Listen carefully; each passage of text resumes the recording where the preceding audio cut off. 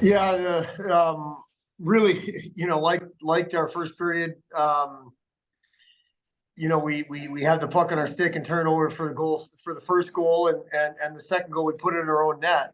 And as you say, we had chances at 2-1, and then we turned two pucks over to two of the better players in the country. Never mind on their team or in this league, and it's 4-1, and the place is going crazy. And we had a really good second period. We calmed down, played much better. Couldn't find a way to score, and unfortunately, we defensive zone breakdown at the beginning of the third to make it 5 instead of us finding a way to make it 4-2 or better. That's what happens in this building. They earn bounces in here that you don't see in other places. And I say that because we did some good things, but you can't put a puck in your own net and turn two pucks over in the first period to this team. You mentioned the second period, only 3 shots on goal out in that period. Overall, I think the shots 22-22 and the second lowest total allowed in any game this year. For a team that may very well be number 1 in the country next week, what did you can you take away from that going forward, especially after Friday, and kind of talking about trying to have more shots for you, less shots for them, that sort of thing? Yeah. What we take away, Tim, is when we play the way we feel like we're capable of playing, we can play with anybody. Unfortunately, it's just not even close to enough of the time. And that's not just game to game, that's period to period, shift to shift. We're very inconsistent with our play.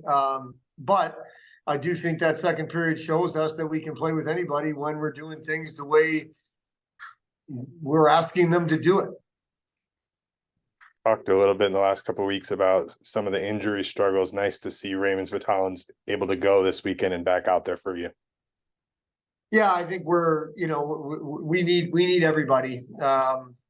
It looked like he was a little bit rusty as far as I was concerned, but still made some good plays and helped our power play and so on. But I think there's better hockey ahead of Ray, and we got to get healthy. We've got people at home right now that we need, and hopefully that'll be a shorter term, at least for a couple. But we need to be at full strength and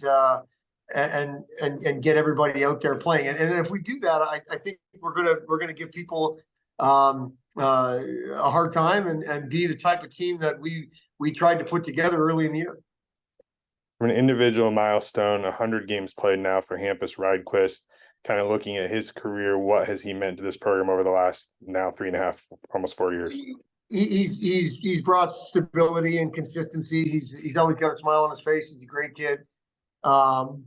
He's somebody that I wish, for his sake, we could have won more games while he in those 100, because he is a winner of a kid. He's done a bunch of winning in his hockey coming, before Miami, and he's just a great kid. He's somebody we love having around, and good for him for getting to 100 games.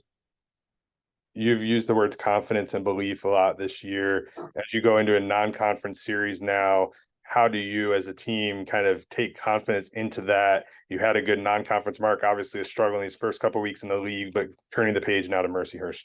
Yeah, like we always do, it'll be rest and we'll go back to work on Tuesday. We're going to rely on the older players, Tim. We're going to rely on the leadership to make sure that we're right in the head. That's all we can do.